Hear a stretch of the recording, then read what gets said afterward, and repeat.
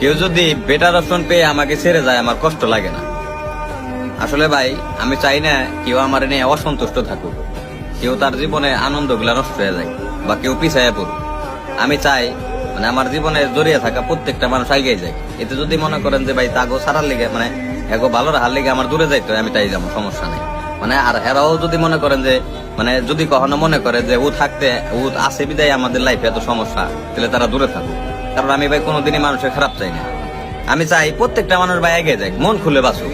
মানে মানে মানুষগুলা যখন আপনি অনেক ভালোবাসবেন, কেউ অনেক ভালোবাসার পর যখন ওই জিনিসগুলা না বুঝবো, তখন আপনার এইসব কথা কওয়া ছাড়া আর কোনো উপায় থাকবো না।